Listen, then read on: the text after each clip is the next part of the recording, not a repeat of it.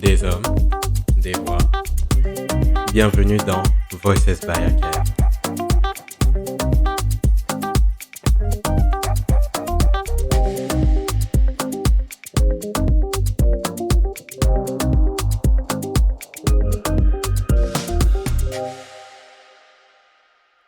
Épisode 1.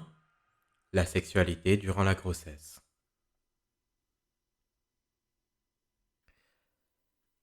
Salut, bienvenue dans ce premier épisode de Voices by Akem. Moi c'est Elia Kadia.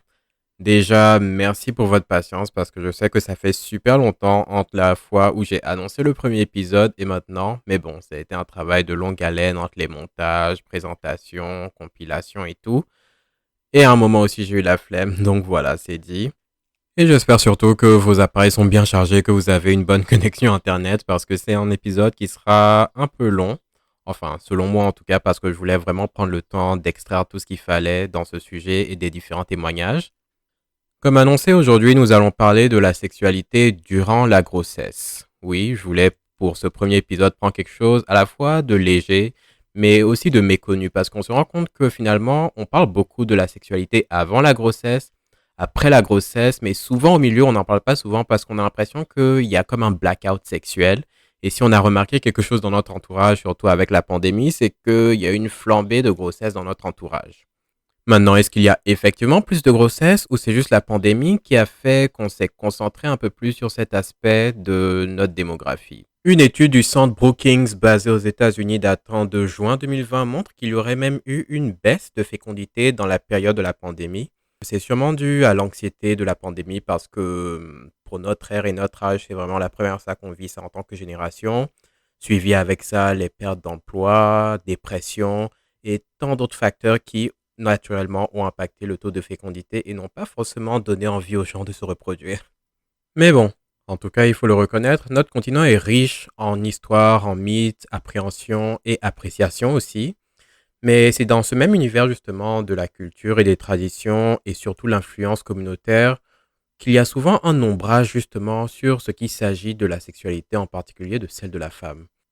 Et à ce sujet même, une étude datant de 2013 publiée en Afrique du Sud sur la question montre que justement la question de la sexualité est souvent restreinte au mariage, au couple, et c'est un dialogue vraiment qui a lieu entre époux et épouse dans lequel la femme doit préserver le plus longtemps sa virginité.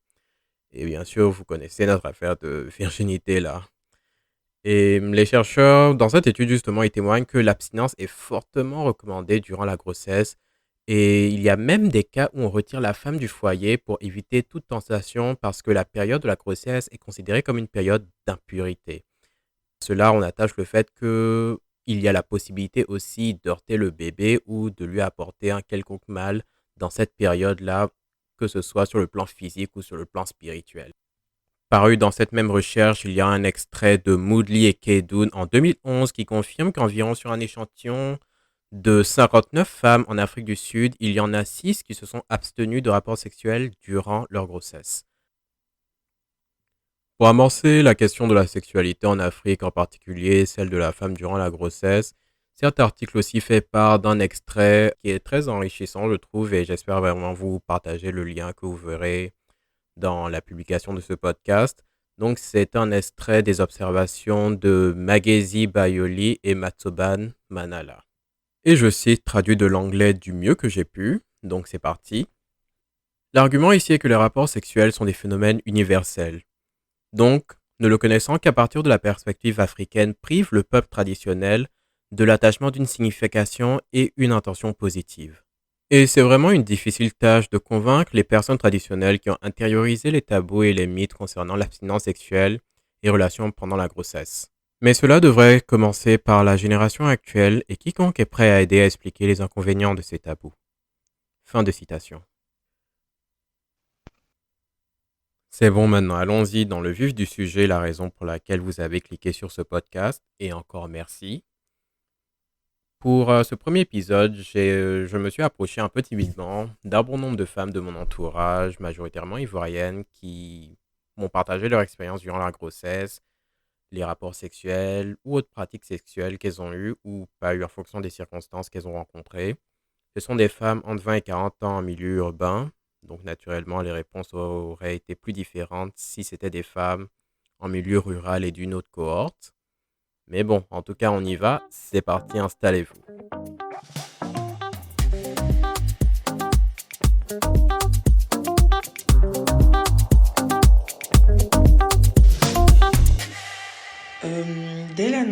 Dès l'annonce de ma grossesse, j'ai commencé à me faire des films dans la tête. Vraiment, j'ai eu des appréhensions concernant la sexualité durant la grossesse. Vraiment, j'ai eu peur. Je me suis dit, en pratiquant ou en ayant des activités sexuelles, est-ce que je n'allais pas mettre en danger la vie de mon fils? Est-ce que je n'allais pas lui créer une maladie? Est-ce que l'accouchement n'allait pas être compliqué? Et le truc, c'est que j'en parlais ouvertement avec des médecins et tout. Ces derniers-là, ils me rassuraient en me disant, oui, c'est hyper important même d'avoir une activité sexuelle durant la grossesse parce que ça favorise l'ouverture, je crois, du col de l'utérus et tout. Et ça permet à l'enfant d'être bien, en fait, et de vite se retourner. On me donnait toutes sortes d'arguments, mais j'avais l'impression que, sans le savoir, j'avais construit, je dis, un blocus dans ma tête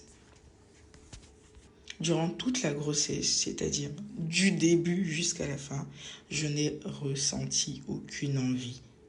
Aujourd'hui, avec un peu de recul, je peux me dire que c'était c'était parce que j'avais construit une sorte de blocage dans la tête, mais je n'ai ressenti aucune envie. Alors, ce n'est pas que j'avais des appréhensions, c'est juste que j'ai vécu une grossesse assez solitaire parce que je suis dans une relation à distance. Oh oui, dès le premier trimestre, j'ai ressenti un tas d'envie. C'était dur, c'était lourd à supporter, mais bon, j'y suis arrivée. Ce qui m'empêchait, c'est l'absence de mon mec, tout simplement. Ça aurait été différent s'il était présent. Pendant la première grossesse, oui, j'avais peur de faire mal à bébé. Mais avec les expériences de cette première grossesse aussi, j'ai pu vivre à l'aise avec ma deuxième grossesse. Du coup, j'avais pas peur. Pendant la deuxième grossesse, j'avais pas peur de faire certaines choses. J'avais aucune inquiétude par rapport à la sexualité pendant la grossesse. Parce qu'à la base, moi-même, j'ai une forte libido. Ça veut dire que, je vous explique, hein, pratiquement, avec mon partenaire, on peut coucher chaque jour, malgré qu'on ne vit pas ensemble. À chaque moment qu'on se voit, voilà, c'est parti, bam, bam, bam. Donc, vous voyez que j'avais aucune inquiétude. Pour mon bébé, parce que pour moi, avoir des rapports pendant la grossesse mettait en danger la vie de l'enfant. Pendant la grossesse, j'avais vraiment beaucoup d'inquiétudes en ce qui concerne ma sexualité. J'avais tellement peur de... Je sais pas comment le dire, mais je n'arrivais pas, je pensais pas être belle encore pour passer à l'acte sexuel avec quelqu'un. Je n'ai pas trop de problèmes de libido. Pas trop de problèmes avec les désirs, en fait. J'avais une libido vraiment très élevée. Et vers le troisième trimestre, je voulais pas du tout que qui que ce soit me touche. J'avais vraiment pas envie qu'on me touche. C'était vraiment très, on va dire, on a scale of 10, it was like one, one. And yeah. Au moment de ressentir le désir, on va dire, disons le premier mois. Le premier mois, c'est normal, hein, c'est comme si j'étais pas enceinte. Enfin, au deuxième mois, on va dire, sporadique. Je peux me réveiller un bon matin, I just want to make love. I just want to have sex. And not those one, not the smooth one, the rough one. Et, euh, et quand c'est comme ça, heureusement, il s'y plie, quoi. Non, pendant toutes mes grossesses, j'ai l'habitude de me masturber. Euh, quand mon mari n'est pas là, quand il n'est pas présent, je me masturbe très souvent. Mais généralement, pendant mes grossesses, je pense pas du tout à la masturbation. Je sais pas. Maintenant que j'y pense, ça m'est jamais arrivé. Non, ça m'est jamais arrivé. J'avais, par rapport au rapport sexuel, j'en avais, comme je l'ai dit auparavant, les 2 premiers trimestres. Le premier trimestre, c'était fréquent. Le deuxième trimestre, on va dire, c'est sporadique. Pas sporadique, mais times to times, you know. Euh, Mon partenaire était vraiment très ouvert, évidemment. Et il n'a jamais eu d'appréhension. De toute façon, il a déjà eu l'expérience, donc c'était pas un nouveau parent, donc il n'avait aucune appréhension sur les faits, sur la grossesse ou bien quoi que ce soit. Et puis voilà, j'ai toujours eu du plaisir, j'ai toujours eu de l'orgasme parce qu'il prenait tout son temps pour me faire plaisir, donc je n'avais pas du tout à me plaindre. Je n'ai jamais eu à me plaindre sur ce côté-là. Et la grossesse a quand même impacté ma libido parce que faire 1 an, 3 mois sans avoir de rapport, c'est clair que ça impacte. Et aujourd'hui, j'ai pas d'envie. Il y a rien qui me donne envie. J'ai pas de désir, j'ai rien. Et ça fait peur en fait. Le désir pendant la grossesse est venu à partir du 5e mois. Parce que les premiers mois, j'étais malade. J'étais horrible. J'étais vilaine. À la base, même, je ne suis même pas belle. Donc, imaginez-moi, pendant la grossesse, mon nez avait grossi. Je vomissais tout le temps. J'avais la nausée. J'ai maigri. Donc, vous voyez que moi-même, je n'avais pas envie. À plus forte raison, mon partenaire. Donc, c'était compliqué. À partir du 5e mois, les vomissements se sont arrêtés. Les nausées, pareil. J'ai commencé à bien manger. Le palud est parti. Donc, à partir de cet instant, l'envie est revenue. Et à chaque moment que moi et mon partenaire, on se voyait, je dirais, chaque 2 jours, on faisait l'amour comme avant. La libido s'est accrue assez fortement vers mes 2 derniers trimestres. Bon, mon deuxième trimestre, au 4e mois, je ne pouvais pas avoir de rapport parce que j'ai failli faire une fausse couche. Du coup, à l'hôpital, les médecins m'ont injecté un médicament qu'on appelle la progestérone, histoire de serrer un peu le col de l'utérus. Et après, on nous a interdit d'avoir des rapports sexuels. Mais on était jeunes, hein. On était en phase de faire des expériences avec mon ventre qui bougeait un peu partout. Là, on était assez quand même on fire. Et après, ça s'est calmé. Il y a eu une alcalmie terrible. Et on s'est retrouvés à la fin de ma grossesse, vers mon 8e et 9e mois. Je dirais même aux dernières semaines, aux dernières heures de ma grossesse.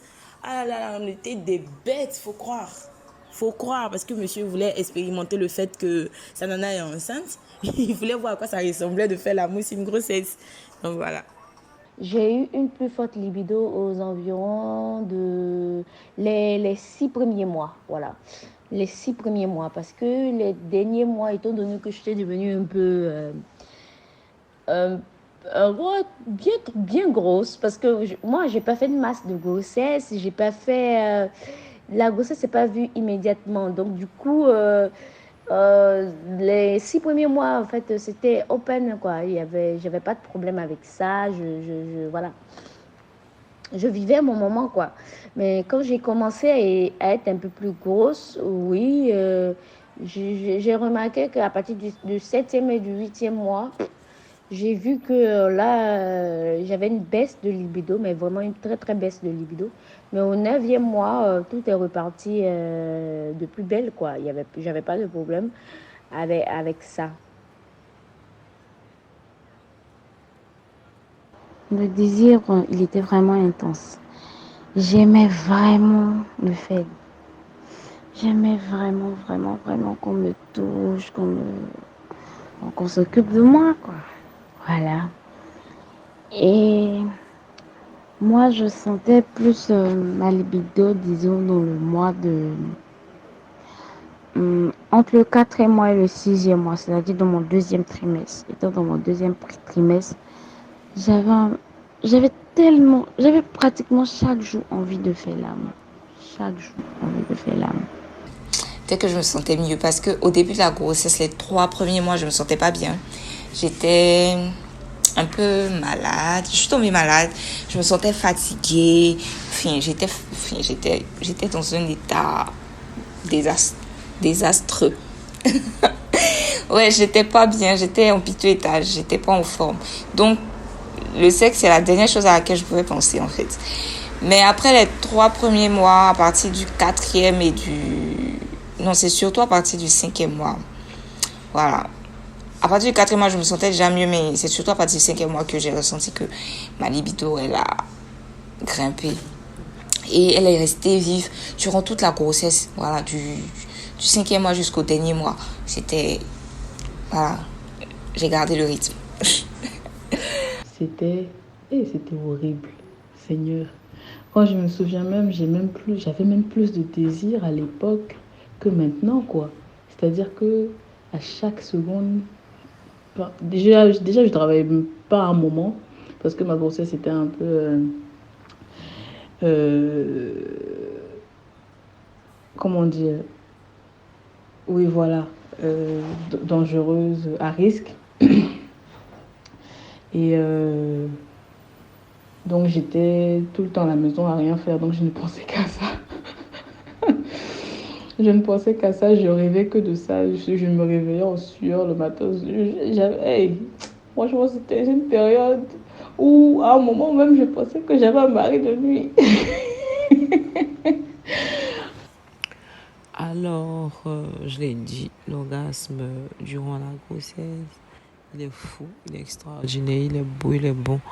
Je veux dire que juste pour ça, là, juste pour ces orgasmes que j'avais, ces moments de masturbation unique que j'avais, je pense que je peux retomber enceinte. J'étais excitée à mort, j'ai jamais été autant excitée, j'ai jamais autant joué. En fait, je sais pas, mais j'avais jamais autant joué en fait. Et mon corps, il était trop réceptif. Voilà.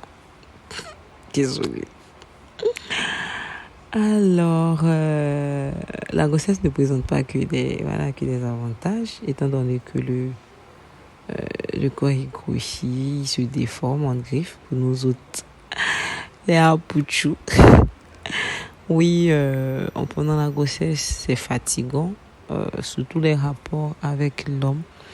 Il faut trouver la position. C'est véritablement des positions où le ventre il n'est pas exposé. Donc souvent c'est la levrette qui est conseillée ou voilà, dans le meilleur des cas, l'homme est toujours derrière ou vous êtes en haut.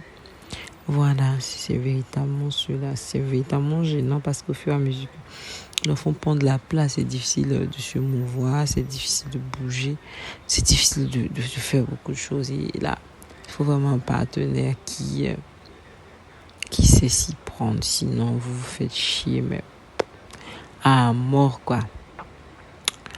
Avoir une sexualité, j'ai pas une sexualité active dans le sens le plus strict du thème. J'ai pas une sexualité vraiment active. Oui, ça a impacté mon accouchement parce que j'ai eu mon col de l'utérus totalement fermé pendant 10 heures. Ça s'ouvrait pas. Je pense que j'ai dû faire une césarienne d'urgence, ça s'ouvrait pas. Peut-être que si j'avais plus fait l'amour, je sais pas, j'allais aider mon col à s'ouvrir. Si j'avais eu plus de pénétration de pénis, de pénétration plutôt, désolé, de pénétration tout court, j'aurais eu peut-être, je sais pas. On dit que ça aide, enfin je sais pas. Moi, j'ai pas eu la chance d'explorer.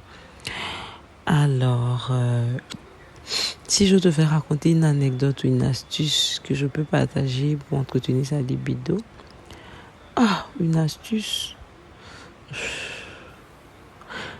touchez-vous, explorez votre corps. Je pense qu'à cause des hormones, à cause de tout ça, notre corps il est très réceptif. On a des seins de waouh, on a des tétons qui sont gros, on a tout ce que vous voulez. Et c'est trop bien. Enfin, pour moi en tout cas, et je pense que les femmes enceintes devraient plus se masturber. Ça détend. Et n'oublions pas que tout ce qui est libéré comme Je sais pas si c'est l'endorphine ou quoi, ça aide vraiment à relativiser tout ce qui est malaise. Je suis ivoirienne, j'ai 30 ans, je suis maman d'une petite fille depuis 11 mois. C'est ma première grossesse, c'est mon premier enfant. Et en ce moment, quand j'ai découvert que je suis enceinte, le sexe n'était pas forcément ma première préoccupation, dans la mesure où avec le papa de ma fille, c'était vraiment tendu. On se disputait, on était vers la fin de notre histoire. On ne vivait pas ensemble.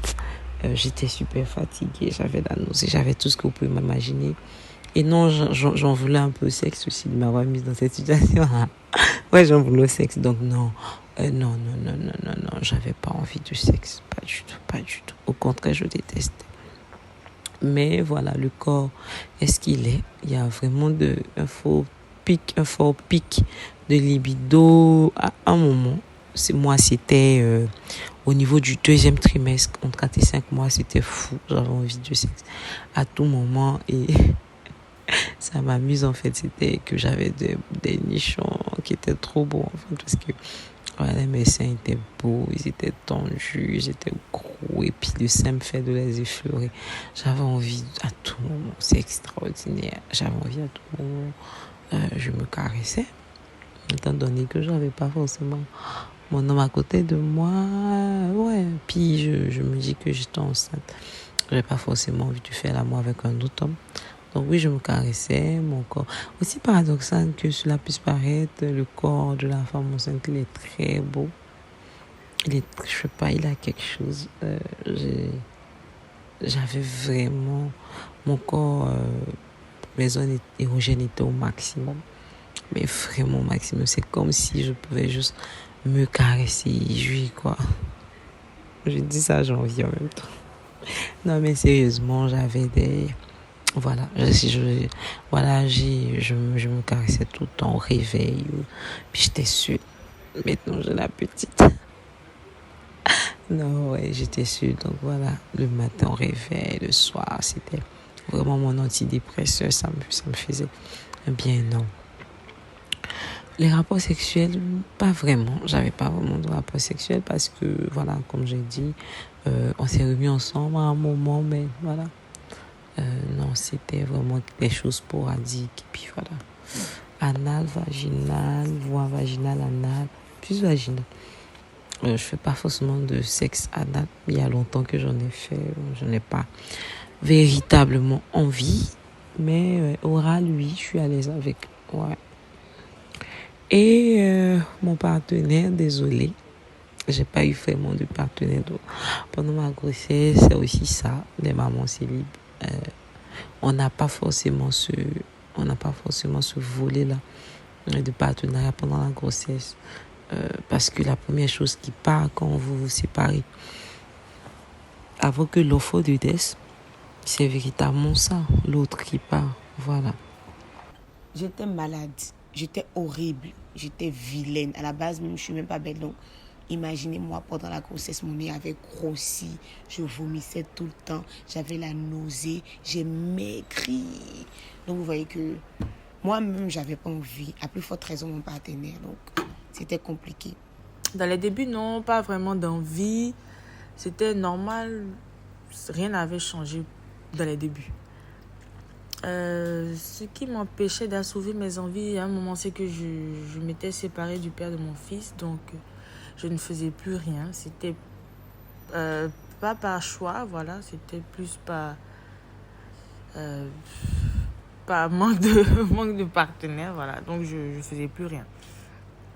La grossesse n'a pas impacté ma libido ni mes envies, juste que je ne le faisais plus, voilà. Ça n'a pas impacté du tout. J'avais des envies, mais je ne les assouvissais pas. J'ai pas essayé d'avoir des rapports, de me masturber. Bon, me masturber, oui, j'ai essayé, mais c'était pas pareil. J'avais plus vraiment l'envie. J'en avais vraiment plus envie, en fait. Un rapport aurait été mieux, mais voilà, vu que je pouvais pas, je me masturbais pas aussi. J'ai toujours un bon rapport avec mon corps, oui, j'ai une bonne estime de moi actuellement. Et il y a certaines questions auxquelles je ne vais pas répondre vu que je ne saurais, vu que c'est des trucs que je n'ai pas connus, donc je ne peux pas en parler. Alors, les conseils que je peux vous donner, c'est pour celles qui étaient seules comme moi. Je sais pas, peut-être un sextoy pour passer le temps. Après, ça dégoûte un peu parce que tu as vraiment la tête à autre chose, pas forcément au sexe. Tu penses à autre chose, tu réfléchis à autre chose. Voilà, t'as pas vraiment la tête à ça. Les mamans le savent.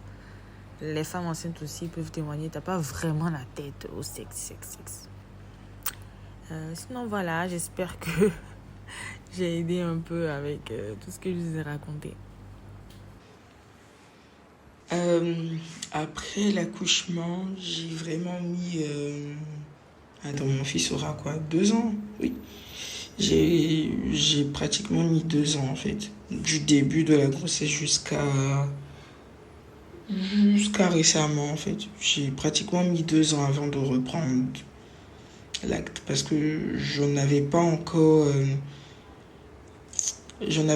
encore compris ce qui m'arrivait. J'étais en train de réapprendre à aimer mon corps parce que mon corps a évolué. J'ai pas vraiment pris de poids, mais mon corps il a clairement changé en fait. J'ai eu des seins, j'ai eu le masque de grossesse, j'ai eu quand même le reste du petit ventre qui est resté après l'accouchement et tout. Donc fallait que je suive une sorte de processus de cure. En tant que bonne africaine, j'ai eu des bains à la vapeur à base de feuilles de djeka. Il fallait que je m'asseye, que je fasse mon bain de vapeur et tout. Et j'ai eu aussi des soins du ventre, c'est-à-dire des massages et des attaches. C'est une sorte de gaine, mais c'est une gaine traditionnelle. Et tu es censé attacher ton ventre en fait avec ça pour perdre totalement le ventre. Et c'est ce que je faisais. Et je mettais aussi... ça c'est un secret. Je mettais aussi de l'huile rouge.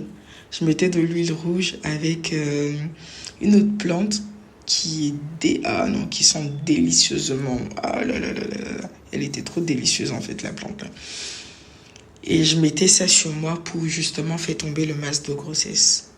Et tout. Je pouvais rester toute une journée avec ça, avec mes bains de vapeur. Le bain de vapeur, je pouvais le faire combien de fois par jour? Je le faisais 2 fois par jour, le matin et le soir. Et le masque à base d'huile de palme, d'huile rouge, pardon. Et je le faisais, disons, toute une matinée. Je le mets à 8 heures et je pars me laver à 13 heures. Donc, durant ce processus-là, j'ai appris à aimer mon nouveau corps. Je me suis retrouvée aussi.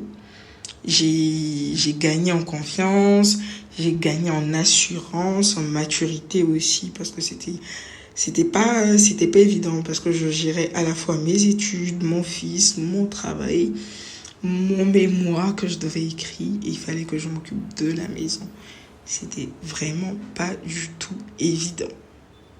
Donc, comprends que j'ai trimé pendant ces 2 ans avant de me donner à quelqu'un d'autre parce que j'avais vraiment besoin de me retrouver moi-même. Le conseil que je peux donner à quelqu'un, c'est de ne pas forcément ignorer les sentiments de son partenaire durant la grossesse. Parce qu'il a des envies, en fait. Et de beaucoup communiquer. Moi, je ne l'ai pas fait. J'avais du mal, en fait, à communiquer.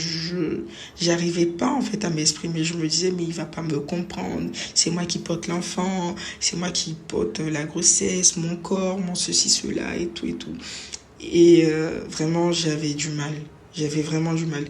Donc, je souhaite vraiment donner comme conseil à des personnes qui sont enceintes ou qui ont leur partenaire enceinte d'être vraiment dans la communication. Parce que c'est vraiment la clé, la communication.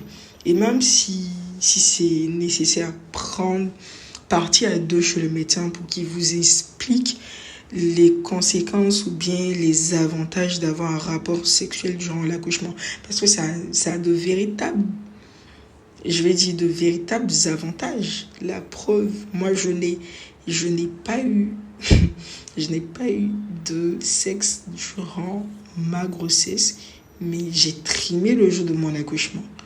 J'ai trimé parce que mon col, il n'était pas du tout dilaté. Et il a fallu qu'on me déclenche. Déclencher, imaginez. L'accouchement, ça fait 2 fois mal. 2 fois plus mal que les règles. Donc, imaginez être déclenché. Multiplié pour l'accouchement là, normal, multiplié par 2.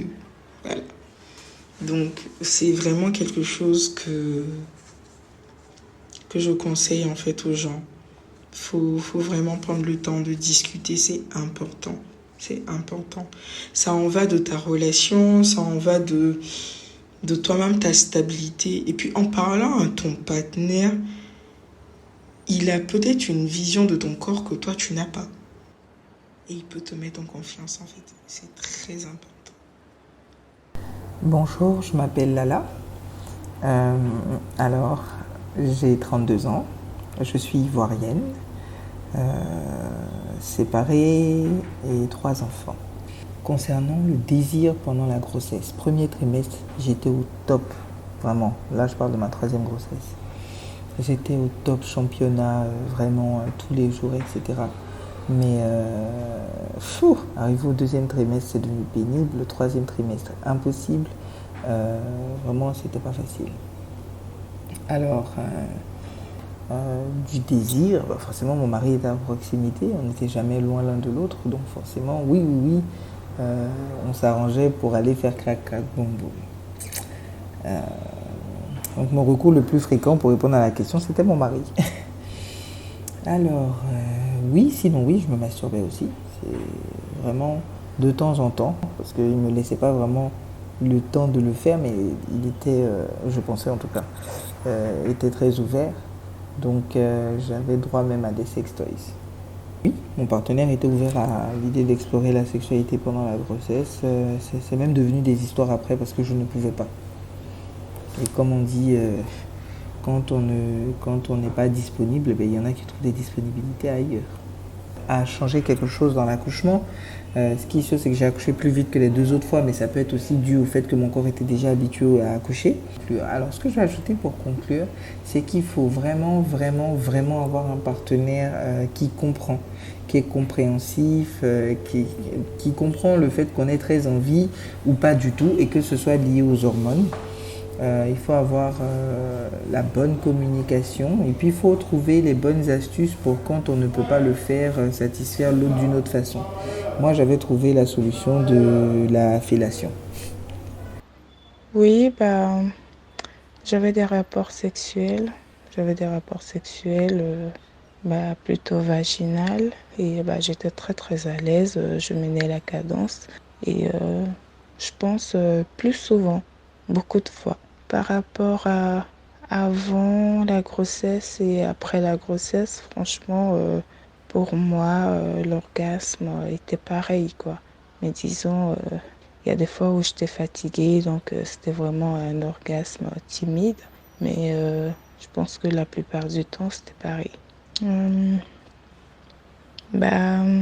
Pendant la grossesse, c'est-à-dire en fin de grossesse, c'était compliqué pour nous de faire certaines positions. Donc du coup, la plupart du temps, moi j'étais au-dessus ou bien on faisait la cuillère, mais franchement, on s'adaptait. Oui, et j'ai eu une sexualité très très active pendant ma grossesse parce que on peut dire que déjà la gynécologue me disait à chaque fois d'avoir des rapports sexuels parce que ça favorisait à l'ouverture du col. Mais oui, je pense que ouais, ça a aidé pendant ma grossesse. Voilà. Ça m'arrivait de me masturber et c'était plutôt entre le premier et le deuxième trimestre de grossesse. Donc en général, ça pouvait être une fois toutes les 2 semaines ou une fois par mois. Des fois, ça arrivait que je le faisais genre toutes les semaines. Toutes les semaines. Donc c'était une fois par jour, toute la semaine et tout. Mais étant donné qu'on est enceinte, la méthode donc, la plus utilisée pour se masturber, c'était le dumping. Donc c'était assez pratique, j'avoue. Parce qu'on peut pas se mettre dans les positions comme on voulait. Et comme moi, j'avais été habituée à me masturber dans cette position-là, je faisais que ça en fait. J'arrivais pas à me masturber dans une autre position. Malheureusement. Alors que j'aurais bien aimé apprécier donc, les plaisirs de la masturbation solo dans d'autres positions, quoi. Et la plupart du temps, mes rapports étaient assez classiques. Donc, c'était des rapports vaginaux. Rapports vaginaux, pardon. Et du sexe oral, oui. On était très à l'aise dans les deux. Donc, parfois, c'était du sexe oral. Comme des fois, ça pouvait être par pénétration vaginale. Et l'anal, non. On n'a pas été tenté plus que ça. Déjà que par les rapports vaginaux, c'était compliqué. Parce que, il y a des positions quand ça tape vraiment, le bébé se sent un peu dérangé. Du coup, il se place dans certaines positions qui peuvent, du coup, faire très, très mal. Donc, à un moment, on a très mal au ventre pendant le rapport. Donc, pendant la petite levrette, c'était vraiment donc, le petit point sur le côté où il fallait s'arrêter, reprendre le souffle pour que le petit ne se sente pas brusqué. Donc, je peux dire que ça donnait quand même pas très envie de tester donc, les rapports par voie anale, quoi. Ouais. Mais encore une fois, c'était assez souvent. C'était vraiment assez souvent. À partir du 3e trimestre, là, c'était du coup un peu moins. Donc, ça arrivait assez rarement, mais on essayait quand même de faire du sexe oral assez souvent parce que c'était ce qu'il y avait quand même de plus simple. Vu la taille de mon ventre et vu les maux de grossesse qui s'accumulent en fin de grossesse, c'est beaucoup de fatigue, beaucoup de nausées pour ma part. J'avais beaucoup de douleurs, donc les rapports par voie vaginale, c'était pas ce qui me plaisait le plus. Mais la petite anecdote, donc 3-4 jours avant que j'accouche, on avait eu un rapport donc avec le père de mon fils. Et comme donc les spermatozoïdes, le sperme relâche de la prostaglandine et aide à stimuler du coup le col, on l'avait fait en se disant ça va stimuler le col et on va accoucher. Et je ne sais pas si ça a vraiment marché ou pas, mais en tout cas 3-4 jours plus tard j'ai accouché et c'était quand même génial, c'était quand même pas mal, c'était bien. Et mon partenaire pendant ma grossesse, il voulait vraiment donc que ce soit moi qui dirige la barque parce qu'il n'est pas trop brusqué. J'ai une grossesse simple, en même temps sur le plan moral c'était assez compliqué, donc il voulait pas en rajouter une couche, donc il me laissait un peu guider la barque, mais prenait aussi le temps de me dire qu'il avait envie de me dire qu'il avait envie, quoi. Mais on n'a pas vraiment exploré des pans de ma sexualité que j'ai exploré donc que j'ai vraiment eu le temps d'explorer donc après ma grossesse. Voilà. Je pouvais rencontrer donc pas mal d'obstacles pendant ma grossesse, mais en termes de position, c'était vraiment assez limité. Donc c'était vraiment levrette, pas pendant longtemps, cuillère pas pendant longtemps, ou sinon c'était andromaque. Et c'était bien, mais il fallait vraiment y aller tout en douceur. Donc c'était aussi bien parce que ça permettait d'être dans un rapport donc beaucoup plus doux. Donc c'était beaucoup de connexions intenses, beaucoup de douceur, et j'aimais beaucoup. Donc à cette période-là d'avant-grossesse, j'étais pas très portée sur les toys. J'aurais dû en fait. Je pense que j'aurais accouché plus tôt si j'en avais pris. Donc non, j'en ai pas pris. Ça se faisait sans jouet et on explorait comme ça avec nous, quoi. c'était nos corps et nos corps et nos corps.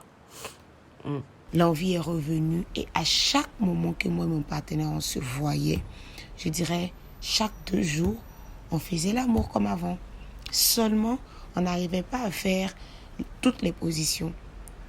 On n'arrivait pas à faire la position à 4 pattes. Voilà, ça me faisait mal parce qu'il touchait, je ne sais pas ce qu'il touchait. Bon, en tout cas, il touchait quelque chose qui me faisait mal. Donc, on n'arrivait pas à faire cette position.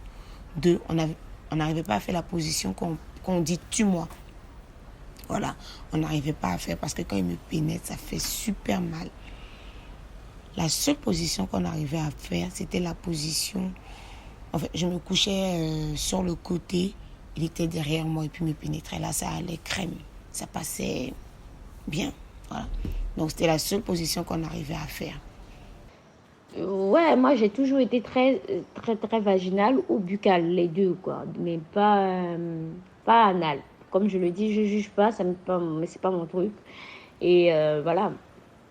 Donc les fréquences, c'était plutôt 2 à 3 fois par semaine, au moment où j'avais vraiment la libido hyper élevée. Non, je vais aller même à 3 à 4 fois par semaine. Et c'était plus, les moments où j'avais pas assez de libido, c'était vraiment, c'était plus buccal qu'autre chose, voilà. Très, très buccal, mais bon. Voilà.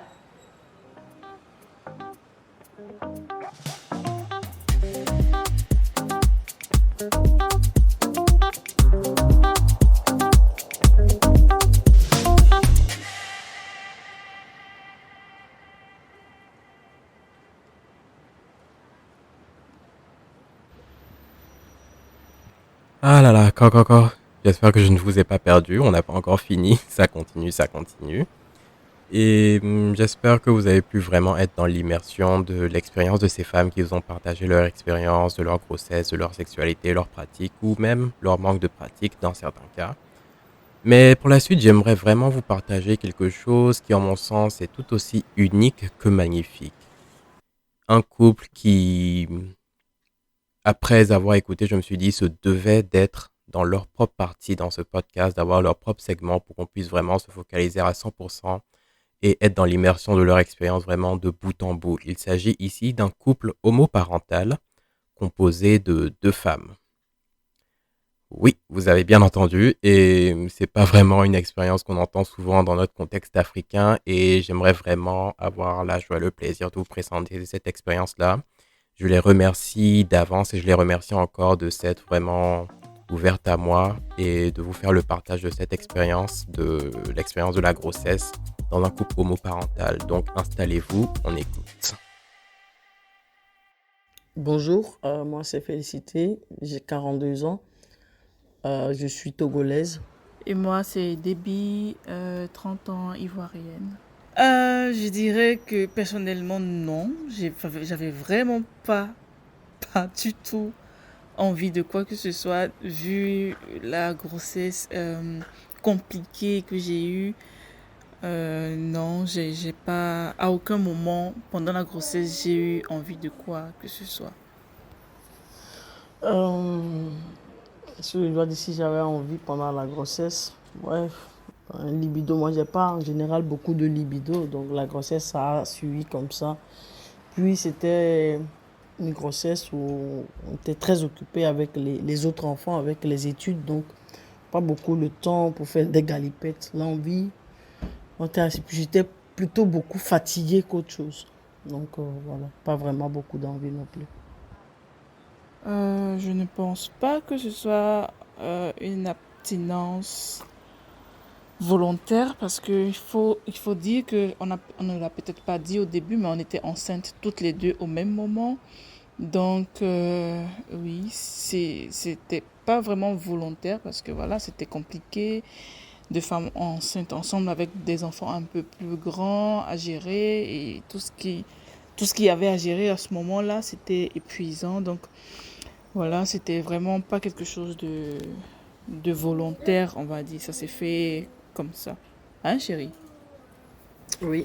La grossesse a été faite, la fécondation a été faite à peu près au même moment pour on va dire, maximiser les chances. Et ça fait que les deux ont pris. Ce qui fait qu'on était enceinte au même moment, à quelques semaines juste de différence, mais on était enceinte au même moment. Et jusqu'à l'accouchement, jusqu'à on accouche, on a accouché aussi à 10 jours près. Et avec toutes les péripéties de la grossesse, l'école, les enfants, le stress de tous les jours, les problèmes de santé, ça n'a pas été vraiment très simple. Mais bon, voilà.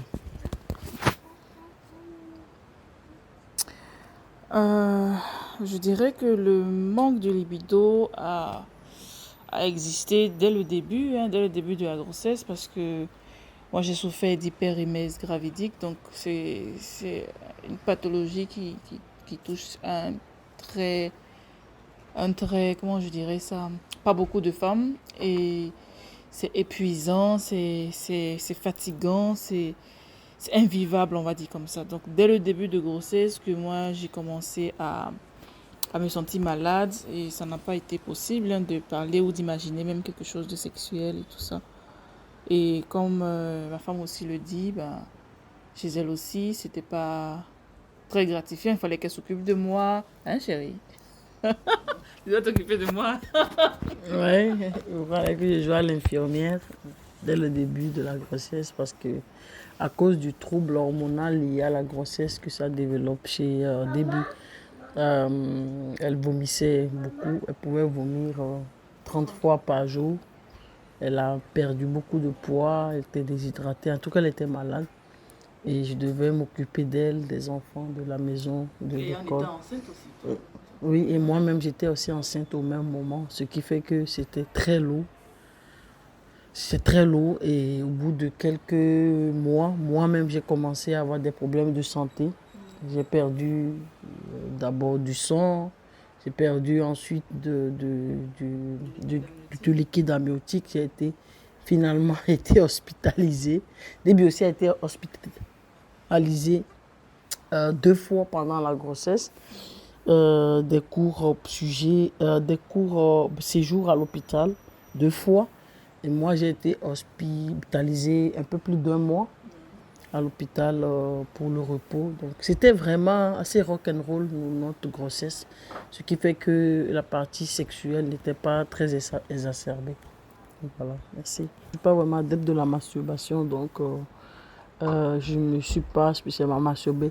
C'est d'avoir des rapports. C'était pas évident quand tu as une femme qui est malade. Et moi-même, j'étais pas très bien. Donc la priorité n'était pas au rapport sexuel en tout cas. Et ma priorité était ailleurs. Donc on va dire que j'ai pas vraiment essayé de faire ce genre de choses. Ouais, moi je dirais pareil, j'ai pas vraiment essayé quoi que ce soit, j'avais pas la tête à ça, j'avais juste envie de me reposer, de dormir, de reprendre des forces, donc oui, j'y pensais même pas quoi, on va dire comme ça.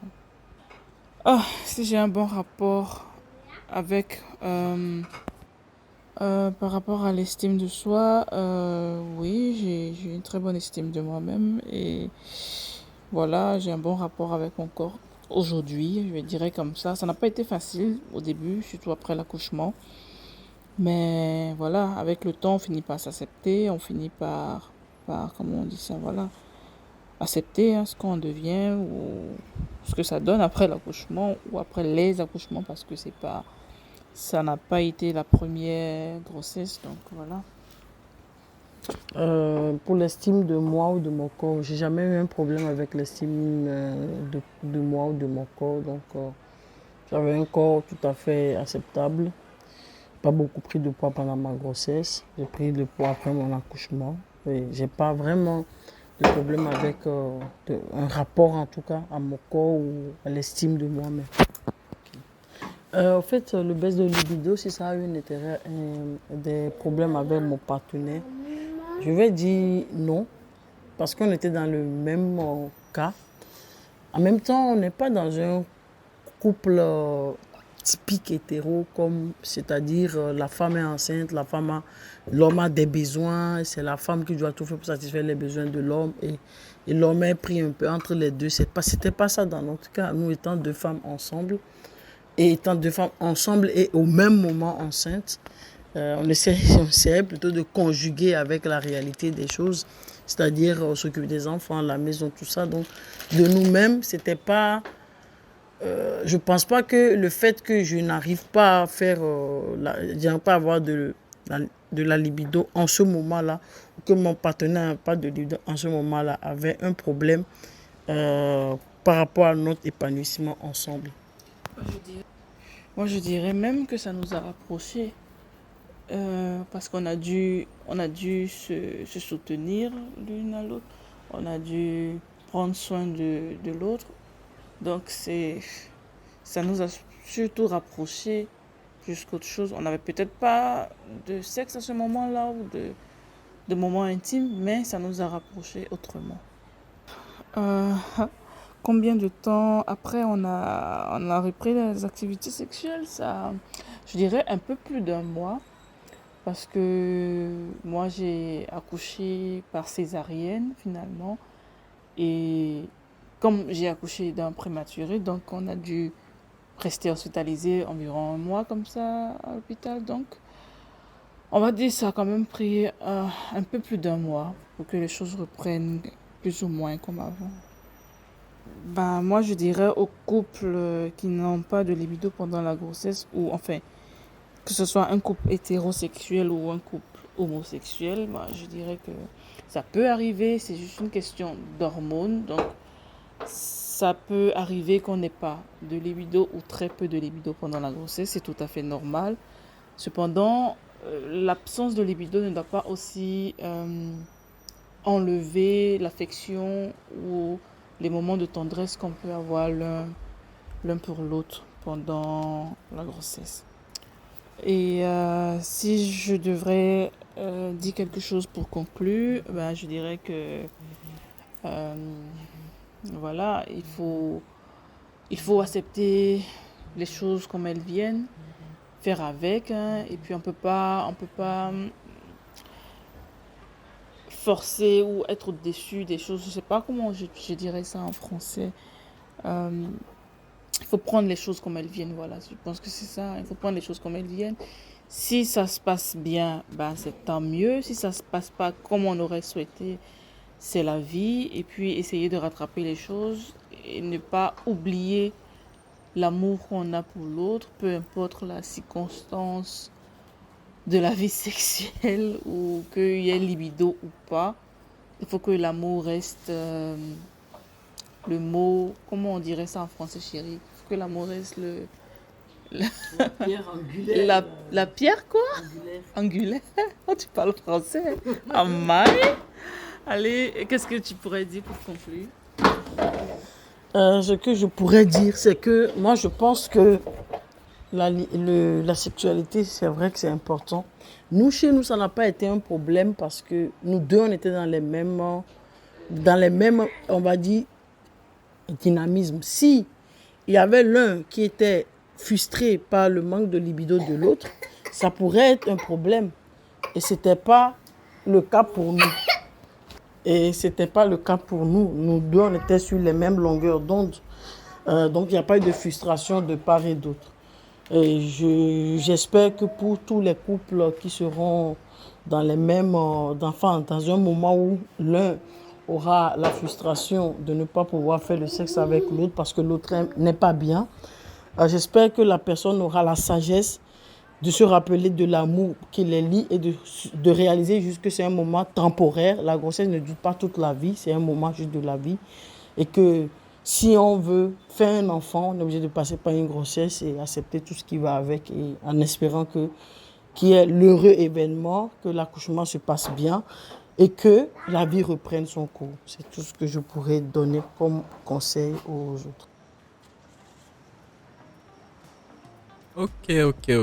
Comme si ça ne suffisait pas, je voulais tellement vous donner une expérience complète que je suis allé chercher des experts dans le domaine pour vous en parler. Et là, je vous parle de 2 personnes qui pratiquent dans le milieu d'une manière ou d'une autre, que ce soit relatif à la sexualité ou la grossesse ou les deux.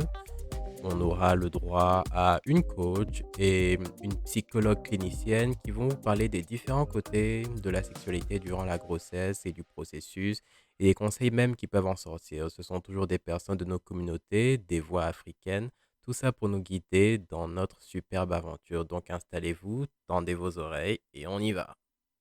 Je suis Ngobati Belinda, psychologue clinicienne depuis 2013, exerçant essentiellement en cabinet libéral.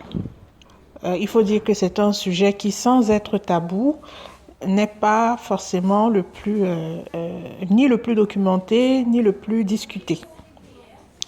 Donc, on va faire un petit point sur notamment les freins à la sexualité des femmes enceintes, le regard de la société quant à cette sexualité et un certain nombre d'autres problématiques. Donc pour commencer, effectivement, les freins sont de plusieurs natures, culturels, religieux et souvent plus psychologiques que physiques, dans la mesure où il n'y a pas réellement de contre-indication d'un point de vue physiologique à ce qu'une femme enceinte ait des rapports sexuels même jusqu'à la veille de son accouchement. Toutefois, nous allons le voir un peu plus tard, il peut y avoir des exceptions, mais c'est vraiment que des exceptions. Alors, ce qu'il faut dire, c'est que au fil du temps, le regard a beaucoup évolué. C'est-à-dire que le regard et la pensée sur la sexualité de la femme enceinte a beaucoup évolué. Ils ont tous les deux évolué au gré de la religion, au gré de la place qu'occupait la religion dans la société, dans certaines sociétés occidentales notamment, et même au gré des découvertes en matière de sexualité, au gré de la modernisation, notamment dans nos contrées en Afrique. On ne pense plus la femme enceinte comme inapte à jouir de son corps, comme inapte au plaisir. On pense plutôt justement que l'acte sexuel, dans beaucoup de contrées en Afrique, l'acte sexuel est considéré comme un moyen soit de fortifier le bébé, soit justement de faciliter l'accouchement. À tort ou à raison, cela ouvre à la femme enceinte une certaine sexualité. Alors, pour ce qui concerne les modifications d'ordre physiologique et tout, si elles impactent la sexualité, oui, forcément. Forcément, déjà, si on prend du simple point de vue physique, déjà, la perception de son corps n'est plus la même parce que elle n'est plus qu'une seule, mais deux. Et très peu de femmes arrivent à se dissocier de cette dualité-là, de cette dualité nouvelle, parce que ce n'est plus qu'un seul corps, c'est un corps qui en protège un autre. Donc, en termes de modification, c'est surtout au niveau des hormones. C'est-à-dire que la grossesse induit une augmentation du taux d'œstrogène et du taux de progestérone. Sachant que les œstrogènes favorisent plutôt la montée du désir, tandis que la progestérone, elle freine le désir. Ce qui va expliquer effectivement que d'un trimestre à un autre, la libido fluctue, le plus souvent. Donc, au premier trimestre, par exemple, les bouleversements du début, qui se traduisent notamment par des vomissements, pour certaines, par des nausées, par un certain nombre d'inconforts physiques, contribuent de façon certaine à affecter le désir. Et c'est tout à fait compréhensible, dans la mesure où elles ont à gérer autre chose que leur libido. Dans le second trimestre, notamment, on note une diminution, voire le plus souvent une disparition des symptômes précédemment cités. Et du coup, la femme est plus sereine, c'est-à-dire que ça fait déjà un certain temps qu'elle a conscience qu'elle a cette vie en elle. Elle est plus, elle est plus à l'aise avec cette idée. Elle coexiste mieux avec ce petit être-là.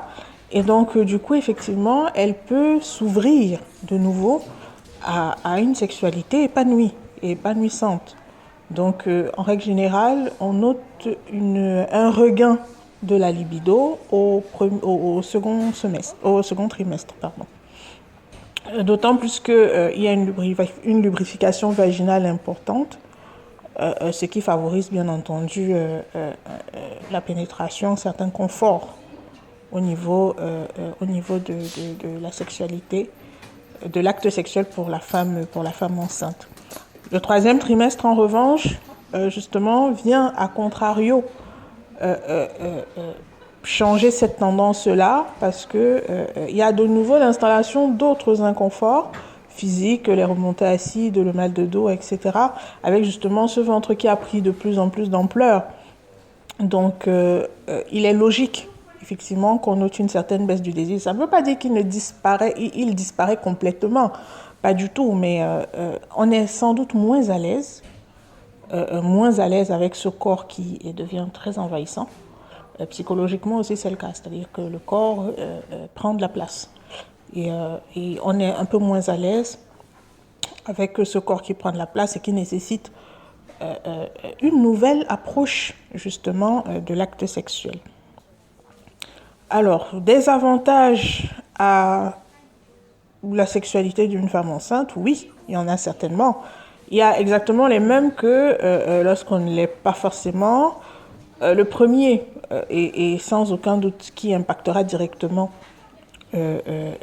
l'après-grossesse ou alors l'accouchement, c'est le fait que l'acte sexuel muscle le périnée. Donc le périnée, sachant qu'il est particulièrement mis en contribution pendant l'accouchement, donc c'est un avantage non négligeable. Les autres sont surtout d'un point de vue psychologique, c'est-à-dire que avoir une sexualité épanouie permet justement à la femme de se réconcilier avec ce corps qui lui est étranger d'une certaine façon, qui lui a été étranger dès le départ, parce que il n'est pas évident de voir son corps prendre forme. Pour certains le prennent comme carrément une déformation.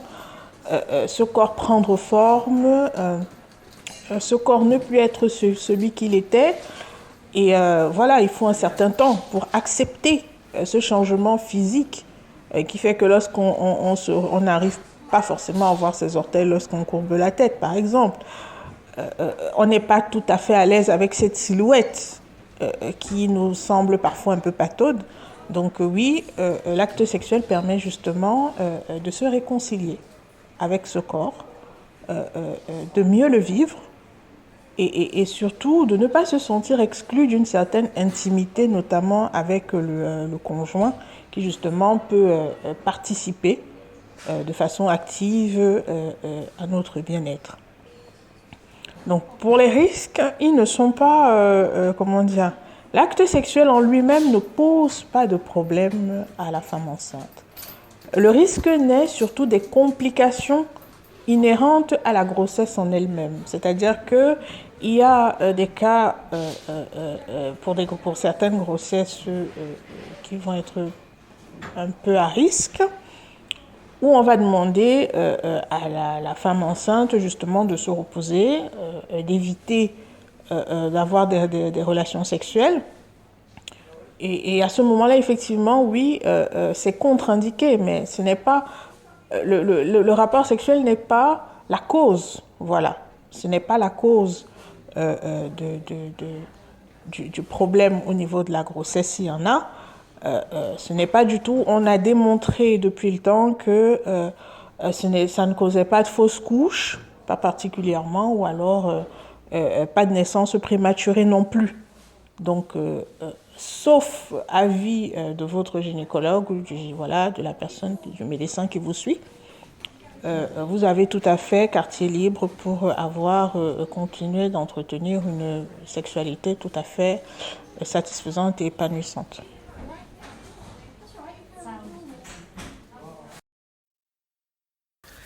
Salut, je suis Coralie Yeboué, plus connue sous le nom de Miss Lee. Je suis coach professionnel en couple et sexualité et j'aide donc les couples à s'épanouir sexuellement. et à mieux communiquer pour avoir un foyer stable et pleinement épanoui. Donc, j'ai commencé depuis maintenant 10 ans à donner des conseils sur le couple et la sexualité. J'ai démarré sur le webzine Ayana Webzine, puis ensuite j'ai créé mon blog et après on est passé donc du virtuel à la réalité avec des ateliers de formation parce que en termes de sexualité on n'apprend pas vraiment aux conjoints à être de bons amants, à atteindre des orgasmes, à avoir des préliminaires qui mettront l'eau dans les conditions, etc. On apprend vraiment sur le tas. Et donc, mon rôle en tant que coach en couple et sexualité est vraiment d'aider les couples à s'épanouir sexuellement et à régler leurs conflits. C'était également ça aussi l'intérêt donc des ateliers de formation. Donc, former vraiment les femmes à la sexualité et avoir des programmes aussi pour les couples. Parce que c'est pas que les femmes qui doivent être formées à la sexualité. Voilà. Alors, certaines femmes n'ont pas de relations sexuelles lors de leur grossesse pour plusieurs raisons. On peut dire, bon, elles ont des grossesses compliquées, donc elles sont toujours malades. Bien sûr, la sécurité ne sera plus forcément une priorité. C'est vraiment comment faire pour mieux se porter.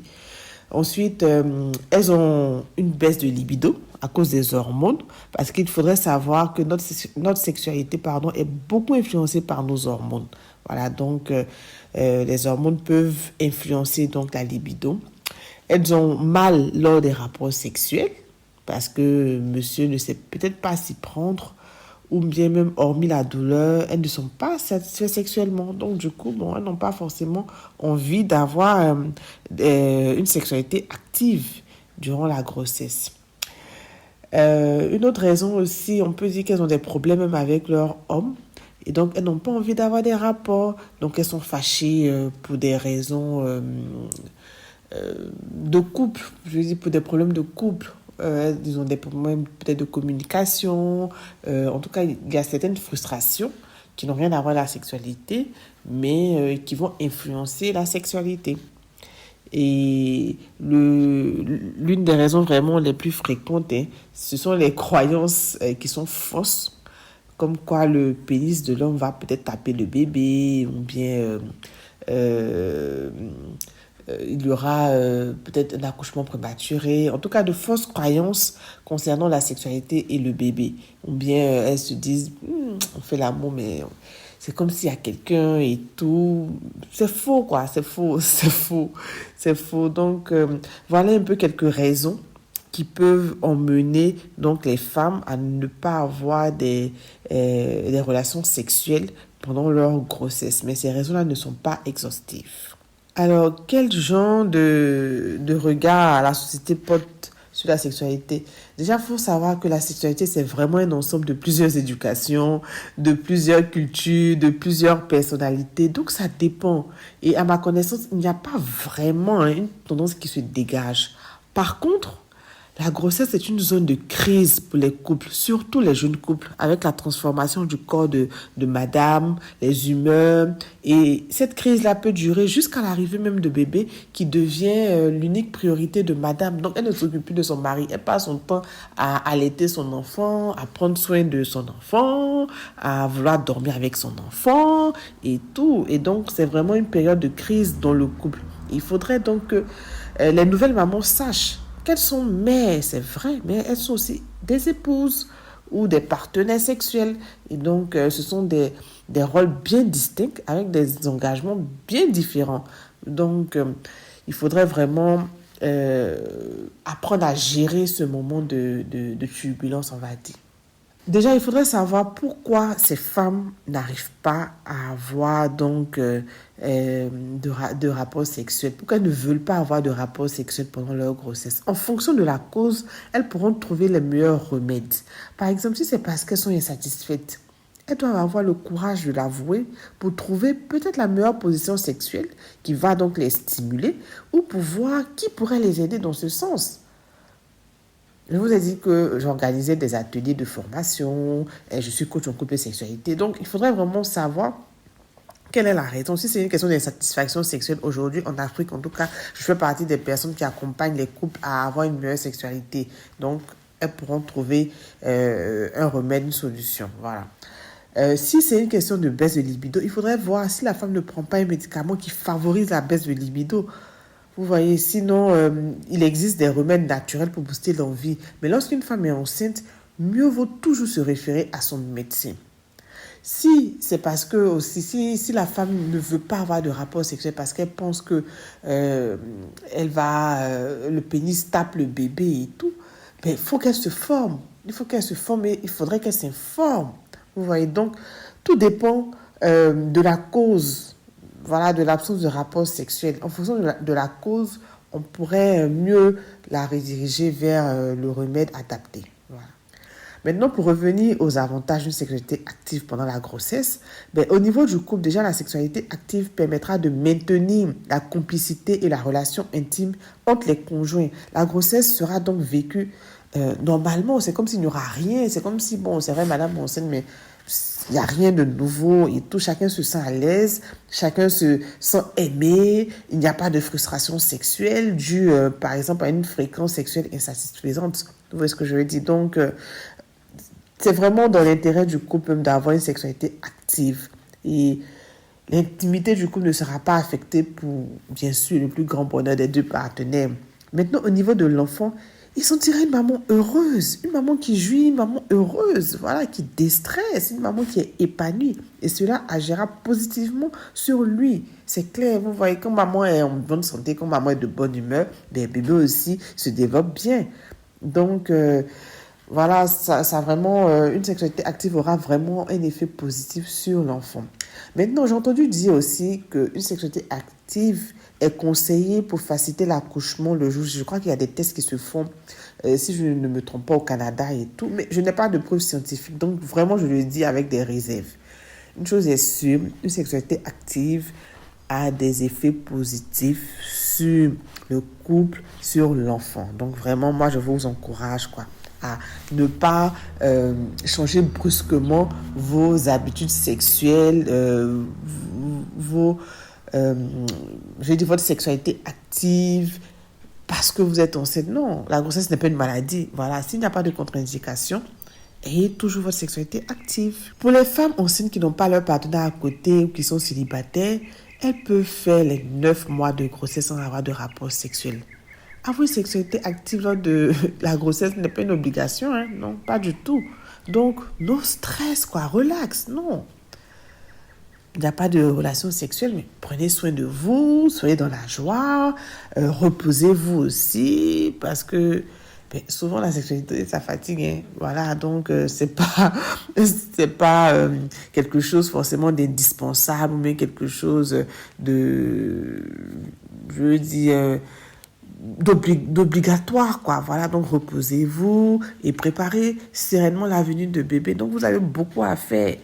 Voilà, vous n'avez pas de relation sexuelle, mais vous avez beaucoup à faire. Si le couple traverse des difficultés, venir voir un professionnel leur permettra de gagner du temps, de se comprendre et de maintenir leur flamme d'amour. Comme je l'ai dit, la grossesse est une période critique dans la vie d'un couple. Si elle est mal gérée, c'est l'infidélité et les disputes à coup sûr. Ça, c'est clair. Mais c'est possible de bien négocier le virage. Et justement, moi, c'est mon rôle, c'est mon expertise, justement, d'aider les partenaires à garder le contrôle. Donc, voilà, ils ont tout intérêt à venir voir un professionnel. Alors, j'ai écrit un article pour eux, pour ces hommes-là qui ont leur partenaire enceinte. Cet article est publié sur mon blog. Mais pour résumer, je leur dirais, soyez indulgents, soyez patients et donnez beaucoup d'amour à votre partenaire. Une femme enceinte, c'est une femme qui a besoin d'attention, qui a besoin d'être rassurée, d'être écoutée, d'être chérie, car porter la vie, c'est au risque de sa propre vie très souvent. Donc, mettez-vous vraiment au-dessus des frustrations, et même si elle ne vous attire plus physiquement, soyez-lui fidèle. Formez-vous ou allez échanger avec des professionnels et aussi avec d'autres papas. Et vous verrez que vous n'avez rien à craindre, en fait. C'est juste passager, donc soyez juste patient. Vraiment une très belle parole pour la fin. N'ayez crainte, soyez patient et soyez fidèle. Donc ce premier épisode tire à sa fin. Merci énormément de votre patience et votre attention. J'espère que vous avez pu en tirer quelque chose d'enrichissant. J'aimerais vraiment remercier toutes ces femmes, toutes ces mamans qui ont bien voulu partager leur expérience avec moi. J'imagine que ce n'est pas toujours simple d'en parler aussi ouvertement, surtout sur ce sujet, et j'espère que ce podcast a pu ouvrir la conversation autour de cette question. J'aimerais donner encore un grand merci à nos expertes, Gobati Belinda et Miss Lei. Miss Lei peut être retrouvée sur Instagram à Miss Lei Blog, Lei L-E-H-I blog, et son site web www.misslei.com. Et vous écoutez la première diffusion de cet épisode sur mydoudou.online, le webzine, l'essence de la femme noire. Visitez ses articles, vidéos et contenus pour découvrir les différents talents de la diaspora et de l'Afrique. Et prochainement disponible dès vendredi sur toutes les plateformes de streaming, YouTube, Facebook et Spotify. En attendant le prochain épisode, je vous remercie. Et encore, des femmes, des hommes, des voix. C'est Voices by Akem.